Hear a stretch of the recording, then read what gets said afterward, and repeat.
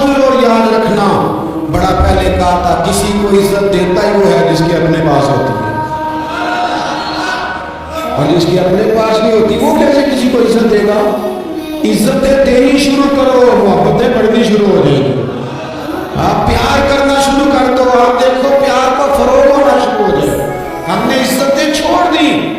امیر المومنین خلیفۃ المسلمین حضرت سیدنا فاروق اعظم، لوگ کانپ رہے ہیں نام سے، عمر تکیے پہ ٹیک لگائے بیٹھے ہیں تو ایک سادے سے صحابی درویش، سادہ زندگی پر حضور کی بارگاہ میں بڑا مقام ہے، حضرت سلمان فارسی رضی اللہ تعالیٰ عنہ امیر المومنین سے ملنے آئے۔ بڑے بڑے ملکوں کے بادشاہ کہیں عمر سے ملنا تو کہا جاؤ دوڑ جاؤ، ٹائم کوئی نہیں۔ حضرت سیدنا سلمان فارسی آئے تو عمر پہلے اٹھ کے کھڑے ہوئے، پھر وہ اپنا تکیہ نکال کے تو حضرت سیدنا سلمان فارسی کو پیش کیا۔ حضرت سلمان نے تکیہ دیکھا، آنکھوں میں آنسو آ گئے،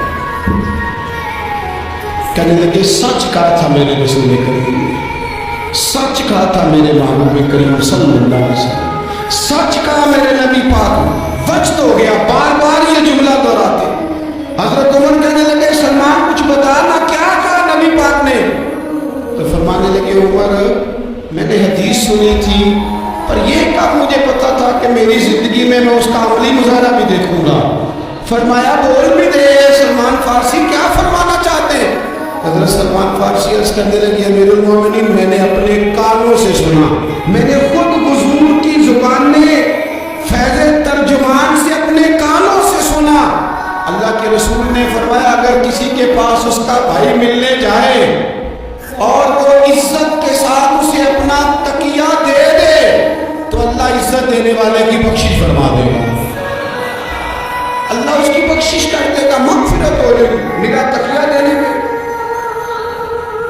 عزت دینے پہ، عزت کے ساتھ تکیہ دینے پہ، آنے والے مسلمان بھائی کی قدر کرنے پہ، لوگوں کی قدر شروع کر دے، بے قدراں کچھ قدر نہ جاتی، کیتی خوب تسلی ہو، دنیا دار گزاری زارگے کتیاں دے کر ٹلی ہو، بک بک روشن اکھیاں تکیو ویکھ حویلی کلی ہو، کوچ نشیر اساں جدو کیتی پہ جانی تھر تھلی ہو۔